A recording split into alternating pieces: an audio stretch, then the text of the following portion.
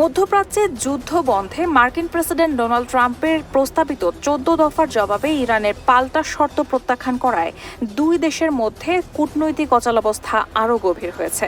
সংশ্লিষ্ট সূত্রগুলো বলছে, অন্তত 6টি গুরুত্বপূর্ণ ইস্যুতে ওয়াশিংটন ও তেহরানের অবস্থান পুরোপুরি বিপরীতমুখী।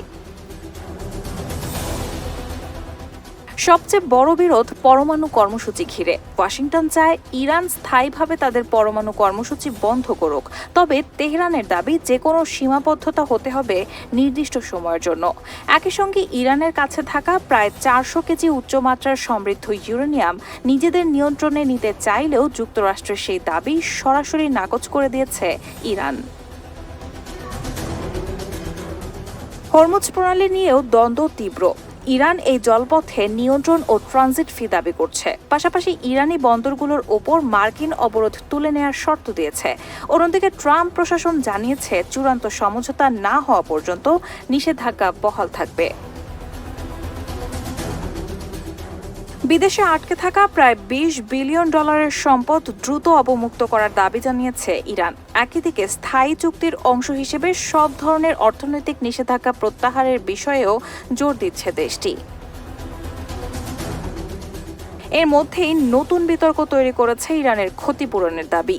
তেহরানের অভিযোগ, মার্কিন ও ইসরায়েলি হামলায় তাদের ব্যাপক অবকাঠামোগত ক্ষতি হয়েছে। এজন্য প্রায় $270 বিলিয়ন ক্ষতিপূরণ দাবি করেছে তারা, যদিও ওয়াশিংটন এই দাবিকে অবাস্তব বলে উড়িয়ে দিয়েছে।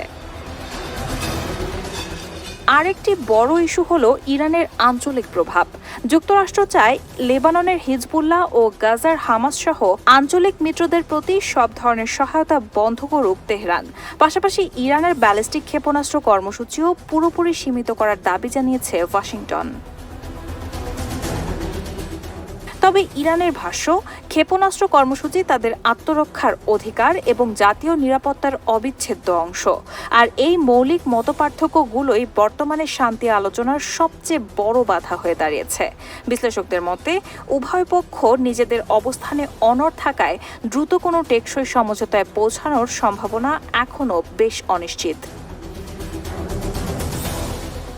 রেহানা হক মুন, RTNN।